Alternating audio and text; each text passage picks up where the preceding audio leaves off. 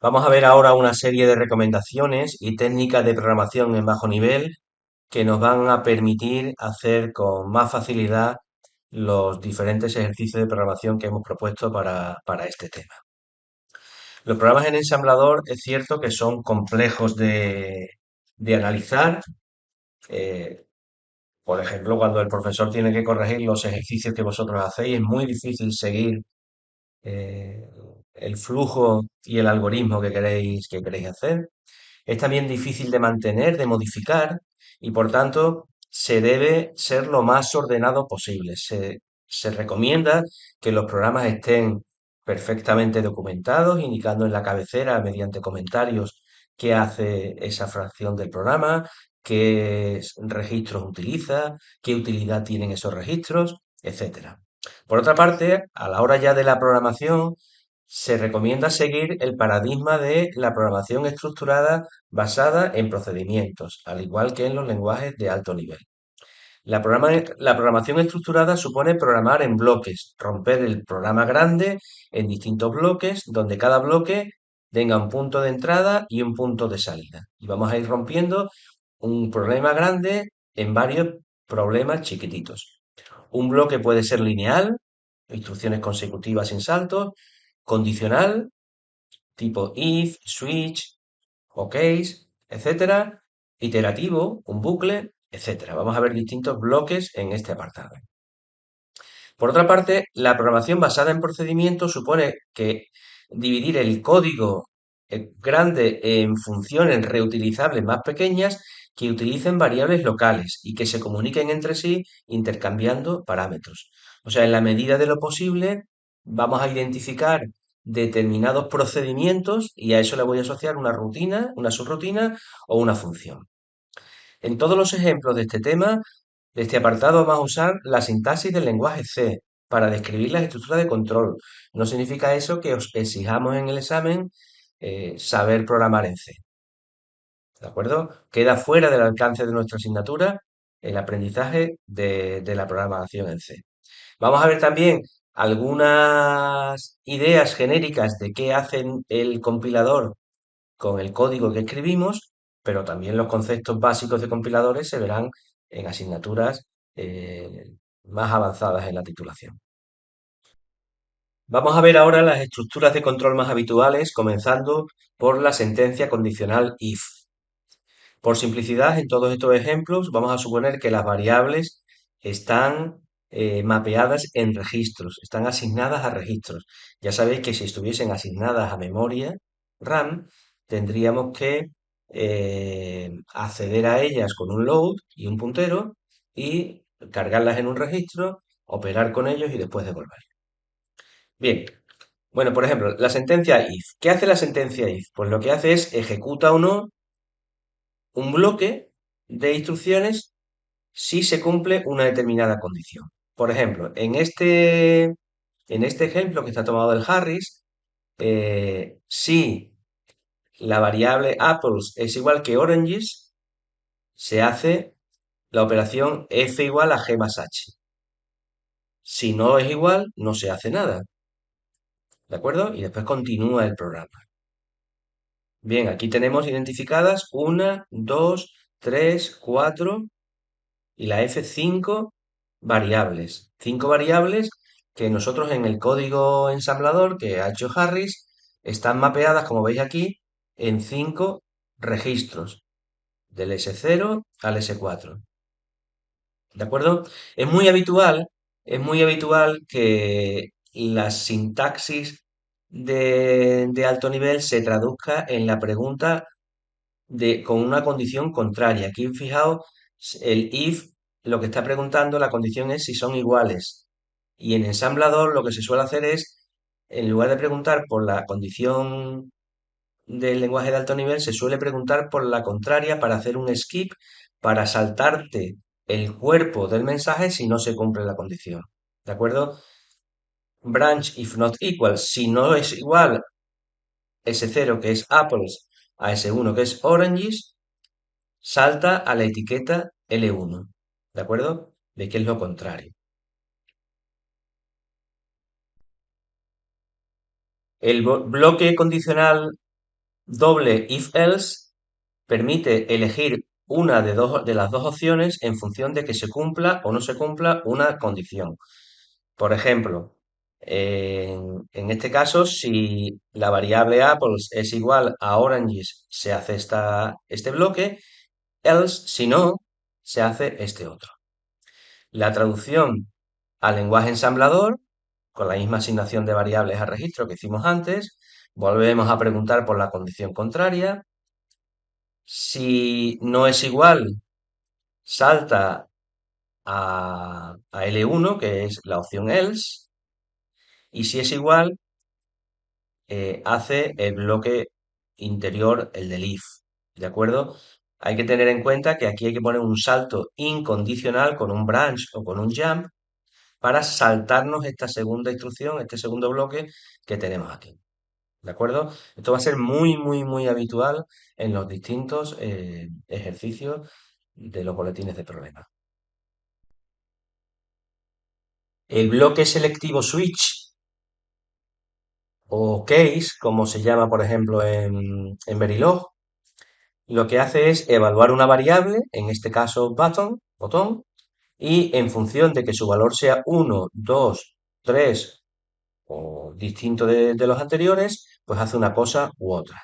¿De acuerdo? En este caso, si botón vale 1, eh, la variable amp, que debe ser cantidad, es 20. Si vale 2, el precio es 50. Si vale 3, es el precio 100.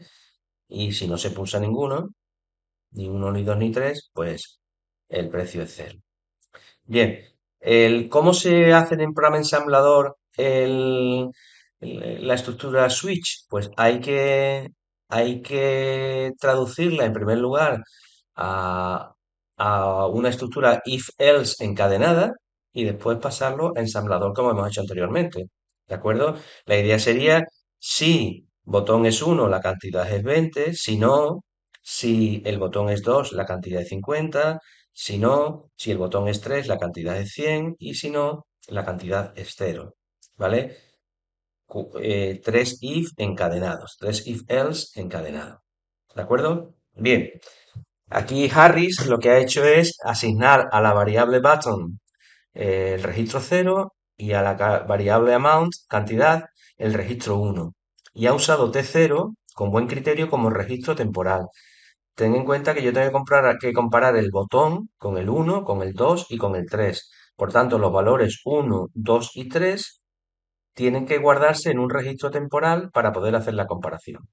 ¿Qué es lo que se hace aquí? Fijaos, en esta primera instrucción, aquí se ha puesto la etiqueta case 1 para recordar que es esta opción, ¿vale? Vamos a implementar primero este if. T0 lo cargo con un 1, o sea, 0 le sumo 1 y lo guardo en T0. Si ese 0 es distinto de T0, o sea, si botón es distinto de 1, probamos el segundo, ¿vale? Que no, ese 1 que tiene cantidad le pone el valor 20, le suma a 0, le suma 20, se carga en ese 1 y salta a fin. Fin es fuera de la estructura. ¿De acuerdo? Para el caso 2 hacemos lo mismo, cargamos el 2 en T0 y comparamos ese 0 con T0. Si no es igual, pruebo el 3. Si es igual, la cantidad es 50. Y así sucesivamente. Los bucles while permiten repetir las instrucciones de un bloque de código mientras se cumpla una determinada condición. En este caso, mientras que la variable power sea distinto de 128, se evalúa este bloque. Por ejemplo, aquí lo que tenemos es una variable power de valor inicial 1, una variable x de valor inicial 0. Y mientras que power sea distinto de 128, hemos dicho que se ejecuta este bloque de instrucciones. Aquí power se ha mapeado a ese 0 y x se ha mapeado a ese 1. Para poder preguntar por si es igual o es distinto de 128, necesitamos otro tercer registro, que no está aquí, pero sí en ensamblador, que hemos usado T0. T0 se ha cargado con 128 y se suele preguntar por la condición contraria. Si ese 0 es igual a 128, se sale del bucle, ¿vale? Lo contrario es, si es distinto, sigue, pues aquí, si es distinto, sale, ¿vale? Si no es distinto, multiplico por 2, o sea, desplazo a la izquierda, un desplazamiento lógico a la izquierda de un bit, y sumo 1x. Es muy parecido al bucle do while, con la diferencia de que el bucle do while ejecuta el cuerpo del bucle, al menos una vez. Haz este bloque mientras se cumpla la condición. ¿De acuerdo? En el anterior se evalúa al principio y después sales. Aquí se hace el bucle y después evalúas para ver si continúa. Por tanto, en vuestros programas deberéis tener en vuestro algoritmo en la cabeza si ese bloque de instrucciones se debe ejecutar o no al menos una vez. Si se debe ejecutar al menos una vez, tiene que ser un do while, y si puede no ejecutarse nunca el bloque, sería un while. En este caso, lo más recomendable es usar la misma condición. Se puede hacer con las dos, pero te ahorras algún salto si lo hacemos así. ¿De acuerdo? Veis aquí que ponemos aquí la etiqueta mientras, y por tanto, cuando entramos en el bucle, hacemos primero estas dos instrucciones y después preguntamos. ¿De acuerdo? En este caso, si no es igual a 128, sigo en el bucle. ¿Vale? Hemos preguntado por la misma. El bucle de control for, por último, es uno de los más utilizados en programación en ensamblador. Se utiliza cuando queremos que un determinado bloque de instrucciones se ejecute un determinado número de veces. Aquí, por ejemplo, en este programa en lenguaje C, tenemos este bucle for, donde una variable de iteración del bucle, que es la variable i, se pone a cero y el bucle se ejecuta mientras esa variable sea menor de 10. Y en cada iteración se incrementa en 1, esta es la sintaxis en lenguaje C, se incrementa en 1 la variable de iteración. Por tanto, estamos haciendo desde 0 a 9. En ensamblador se puede hacer de 0 a 9, de 9 a 0, de 10 a 1, de distintas formas, ¿vale? Respetando está al máximo la sintaxis del lenguaje C. La propuesta nuestra del lenguaje ensamblador, que es ligeramente diferente a la de Harris, es la siguiente. ¿De acuerdo? Aquí la variable sum y variable i las hemos mapeado a registros, ¿vale? Sum la he puesto en S0 y la variable i la he puesto en T1. Como hay que ir comparando la variable i con el número 10, este número 10, esta constante, debe estar en otro registro, que lo he puesto en T0. Entonces, fijaos, los registros de usar y tirar, los que son variables de iteración de bucle, que una vez que termina el bucle ya no tiene ningún sentido, lo más habitual es mapearlos a registros temporales.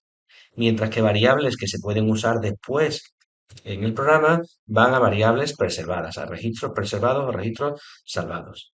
En este caso, ¿qué hacemos? La variable sum está inicializada a 0, pues ponemos la variable suma a 0. Ponemos en T0, ponemos el tope, que es un 10, y la variable del bucle la inicializamos a 1. ¿De acuerdo? Hacemos una pregunta con un branch si es mayor o igual, o sea, lo contrario a lo que tenemos aquí. Si T1, si i es menor o igual que 10, hemos terminado.